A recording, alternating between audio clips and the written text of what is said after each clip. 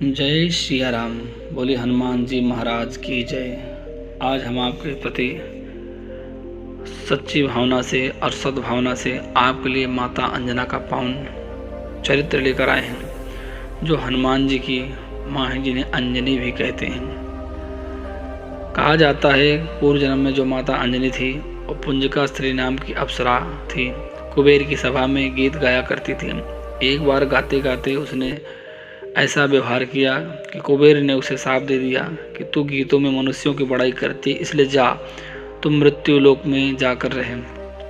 शाप का मिलना था कि पुंजक स्थली धरती पर वानर नाम की मनुष्य जाति के बड़े वीर पुरुष कुंजर की कन्या अंजना होकर जन्मी। यह बहुत ही सलोनी, छबीली, सुंदरी जब सयानी हो चली तब इसका विवाह गोकर्ण पर्वत पर रहने वाले वानर नाम की मनुष्य जाति के प्रसिद्ध वीर केसरी से कर दिया गया।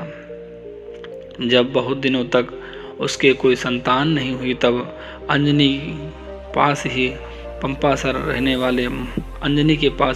रहने वाले मतंग ऋषि के पास अपने पति के साथ पहुंची।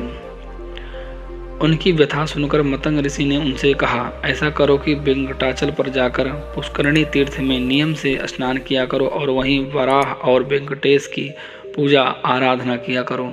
उनकी कृपा हो गई तो अवश्य पुत्र होगा।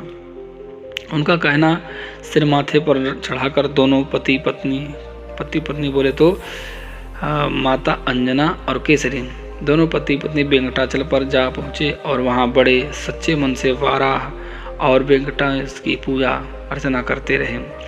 फिर वहाँ से आगे आकाश गंगा तीर्थ पर जाकर वे 1000 वर्षों तक वायु देवता को प्रसन्न करने के लिए तप किया करते रहे। उनके इस कठोर तप से प्रसन्न होकर वायु देवता ने प्रकट होकर अंजना से कहा, तुम्हारी तपस्या से बड़ा प्रसन्न हूँ, वर मांगो, अन्य वर मांगो। जब ऐसा कहा है कि वर मांगो तो कहा गया है कि अंधा क्या चाहता है, 2 आंखें। ऐसे माता जो अंजनी की जो लालसा थी वह पुत्र प्राप्ति की थी, इसलिए उन्होंने पल्ला पसार कर कहा, यदि आप मुझ पर प्रसन्न हैं तो यही वर दीजिए कि मेरे पुत्र हो। वायु देवता ने कहा, ठीक है, चैत्र की पूर्णिमा को तुम्हारी मनोकामना पूरी हो जाएगी। ऐसा वीर पुत्र होगा जिसकी ना कोई बराबरी कर सकेगा, ना कोई उसे हरा सकेगा, और वह पुत्र तीनों लोकों में पूजनीय होगा।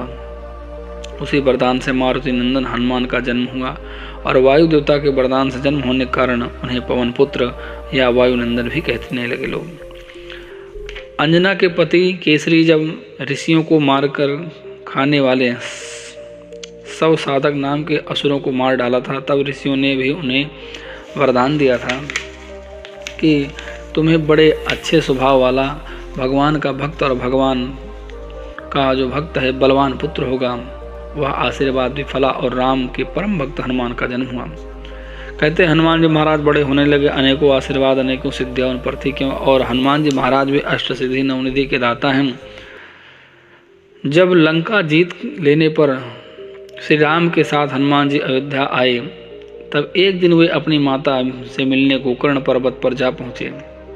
उन्होंने सोचा था कि माता मेरी पीठ थपथपाएगी, प्यार से बातें करेगी, क्योंकि मैं श्री राम की सेवा में लगा रहा, पर अंजना ने उन्हें देखते ही मुंह फेर लिया। हनुमान जी बड़े असमंजस में पड़कर उनसे कहने लगे, ऐसी मुझसे क्या भूल हो गई माँ कि तुम मुझसे मुंह फुला के बैठ गई हो। अंजना ने कहा, तुझे लाज नहीं लगती कि तेरे होते हुए ही राम जी को पुल बनाना पड़ा और जाकर लड़ना पड़ा। तुझे पहले ही चाहिए था कि सारी लंका को उठाकर लाता, श्री राम जी के चरणों में रख देता। पर चलो, सीता जी इसके लिए तैयार नहीं थी तो कोई बात नहीं, पर पुल क्यों बनवाया? तुझे ही समुद्र पर फैल कर लेट जाना चाहिए था कि सारी सेना तेरे ऊपर से होकर पार चली जाती। यह सुनकर तो हनुमान जी का मुंह इतना सा रह गया, पर उन्होंने हाथ जोड़कर यही कहा कि मैं तो श्री राम का सेवक हूँ, दास हूँ। जैसा वो कह रहे थे माँ, मैं वैसा ही कर रहा था। मेरे मन में ऐसा कुछ नहीं था, अपने मन से मैं कैसे क्या करता माँ, मैं तो दास हूँ और दास का एक ही धर्म होता है, स्वामी की सेवा करना, स्वामी का कहना मानना। यह सुनकर तो अंजना की आंखें भर आईं। उन्होंने लपक कर हनुमान जी को पकड़कर अपनी गोद में बिठा लिया और रोने लगी और आंसुओं से भिगोने लगे। ऐसी थी मेरी माँ अंजना, जिनके पवन पुत्र श्री हनुमान जी महाराज हुए हैं। जिस गोकर्ण पर्वत पर वे रहती थी वह कर्नाटक में है। बंधुओं, माता अंजना का चरित्र बड़ा अद्भुत है। जो जीव माँ अंजना का पावन चरित्र सुनता है, श्रवण करता है, अपने बच्चों को, भाइयों को, जन समाज को सुनाता है, उस पर हनुमान जी महाराज प्रसन्न होते हैं और उसकी मनोकामना पूर्ण करते हैं। तो यदि मेरे द्वारा कथा सुनाई गई आपको अच्छी लगी हो तो सब्सक्राइब करें, शेयर करें। जय सिया राम।